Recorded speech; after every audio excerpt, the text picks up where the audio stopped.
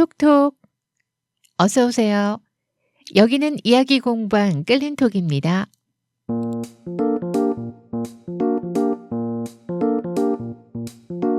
오디오 다큐 모카의 세상 이야기. 안녕하세요. 모카입니다. 얼마 전에 우연히 개그우먼 장도연 씨가 자신의 색깔에 대한 이야기를 하는 영상을 봤어요. 어떤 프로그램 작가가 장도연 씨는 다 좋은데 색깔이 없는 것 같아요 라고 얘기를 했대요. 10년이나 이 일을 했는데 자신의 색을 찾지 못했다는 그 얘기가 너무 괴로워서 고민이 되었다고 해요. 어느 날 개그맨 선배 김준현 씨한테 고민을 토로했는데 그가 이렇게 얘기를 해줬대요. 너 슈퍼 노멀이라고 알아?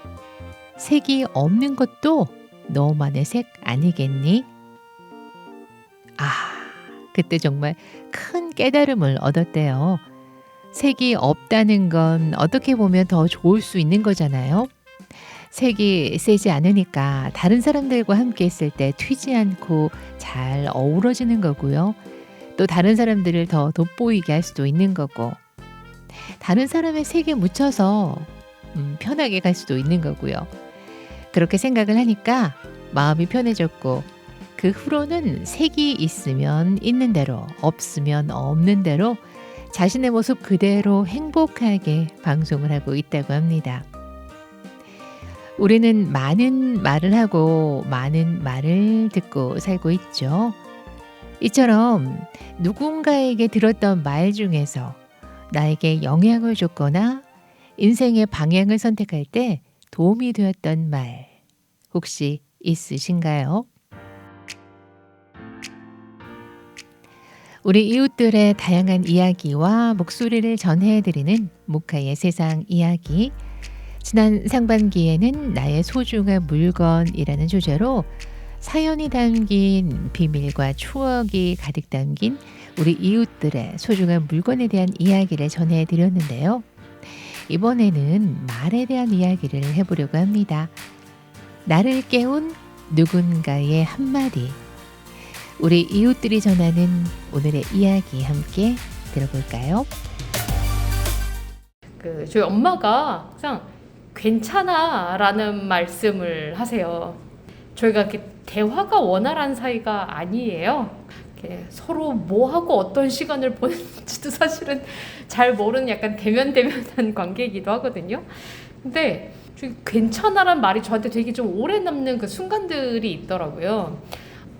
뭐 이를테면 좀 이렇게 어렸을 때 풍족하지는 않았었어요. 그래서 쪼들리면서 살았던 어떤 기억이 있었는데 자전거를 하나 마련을 하게 된 거예요. 근데 제가 워낙 좀 활동적이고 이렇게 노는 거 좋아해서 그 자전거가 왔을 때 그 반가움, 즐거움이 너무너무 컸던 것 같아요.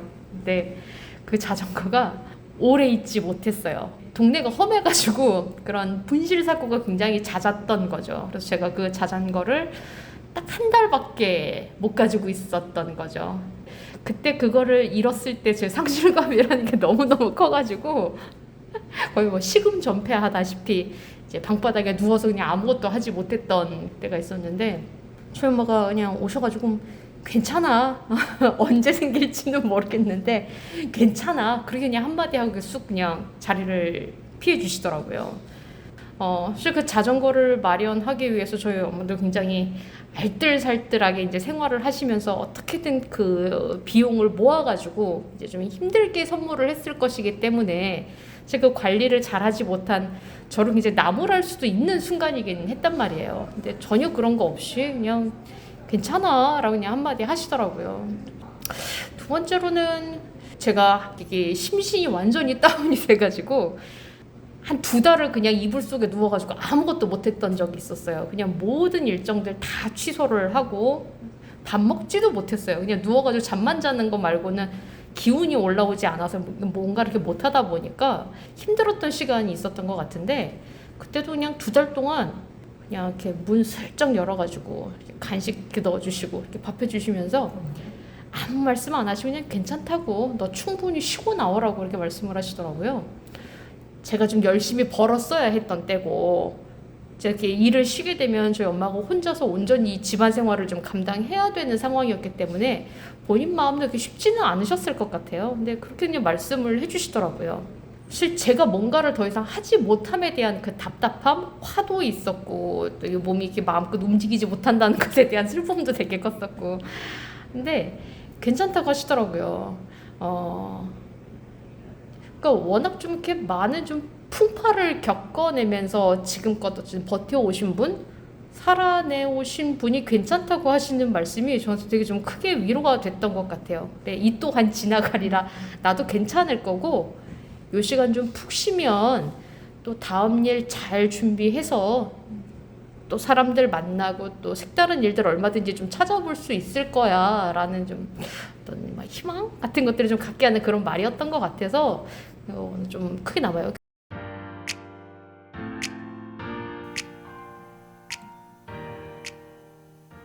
음, 아무것도 못하고 누워서 시름시름 앓고만 있는 딸. 얘가 왜 이럴까? 뭘 해줘야 할까? 아마 말씀은 안 하셨지만 어머니는 궁금하고 많이 속상하셨을 것 같아요. 하지만 그럴 만한 충분한 이유가 있겠지 하고 힘내서 잘 견뎌내고 다시 일어서기를 마음속으로 기원하면서 2달이나 넘게 묵묵히 기다려 주셨네요. 때론 이렇게 100마디 말보다 믿고 기다려주는 것이 위로가 될 때가 있는데 이것 또한 참 어려운 일이죠. 이 또한 지나가리라. 지금의 고통과 슬픔도 푹 쉬고 나면 괜찮아질 거고 또 다른 새로운 좋은 일이 다가올 거라는 희망을 갖자. 따님을 강하고 독립적으로 키워내신 어머님의 위로. 괜찮아. 오늘의 첫 사연이었습니다.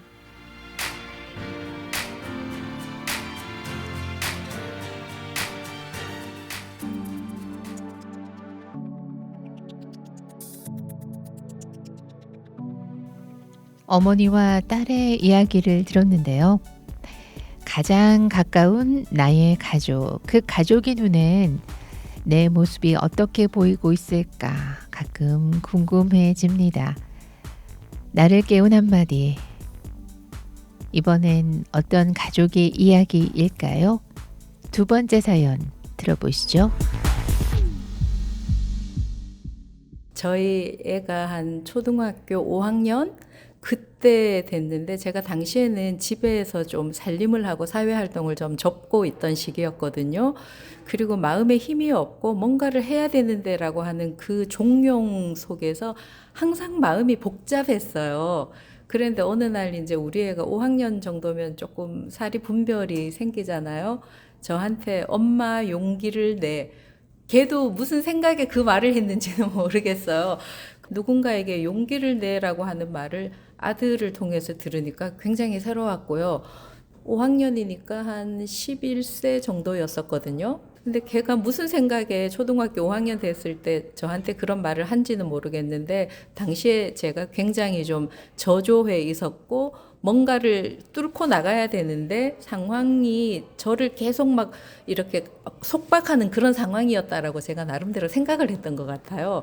그런데 하여간 애가 그 얘기를 했을 때 저는 굉장히 놀랐어요. 어떻게 이 말을 그 멘토 아니면 선생님 아니면 동료에게 듣는 게 아니라 아들한테 이런 말을 들었지? 그때부터 저 진짜 정신 번쩍 차리고요. 제가 예전에 했던 그 예술 계열 쪽으로 다시 추구하고 파고 들어간 그 말이 계기가 된 거죠. 아이는 기억해요? 자기가 그런 거 했다는 걸? 기억을 못 하죠. 네. 그렇지만 그 애도 지금 굉장히 진짜 도전적으로 용감하게 살아가고 있어요. 뭐 이렇게 식구가 그렇잖아요. 이렇게 말로 다 할 수는 없지만 서로가 서로의 감정이나 그 마음의 어떤 깊이 같은 거를 서로가 감응을 하는 좀 사이 같아요. 그래서 서로 감응을 했기 때문에 그때부터 저는 그냥 꾸준하게 용감하게 살게 된 것 같아요. 그래서 그 용기를 내라는 말이 지금도 좋고 저는 용감한 사람으로 살고 있다고 생각합니다.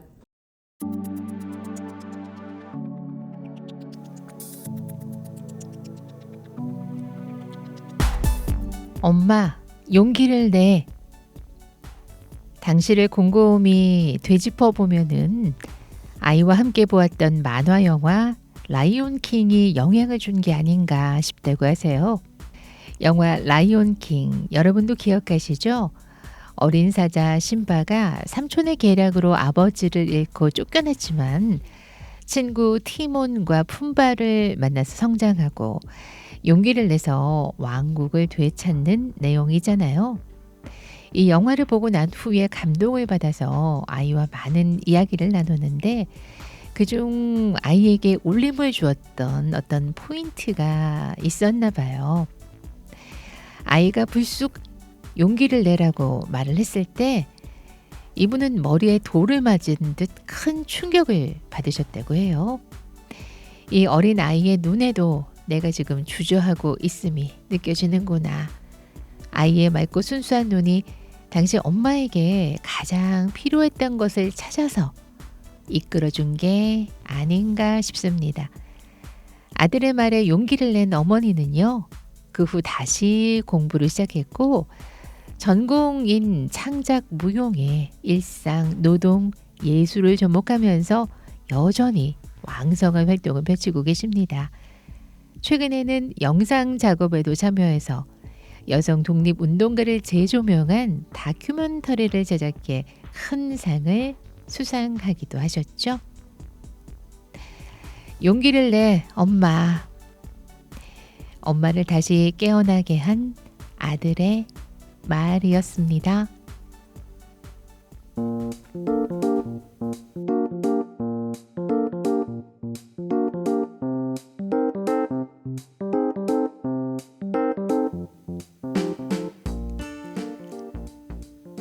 오늘 내가 건네고 주고받았던 많은 말들에 대해 생각해 봅니다.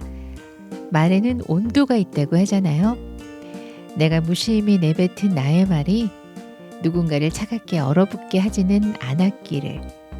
기왕이면 나의 목소리가 세상을 조금 더 따스하게 만드는 온도를 지녔기를 소망해 봅니다. 우리 이웃들의 다양한 목소리와 이야기를 들려드리는 목가의 세상 이야기. 오늘은 두 번째 시즌으로 나를 깨운 누군가의 한마디라는 주제로 사연 들어봤습니다. 귀한 이야기 들려주신 분 그리고 함께 청취해주신 모든 분께 감사드립니다.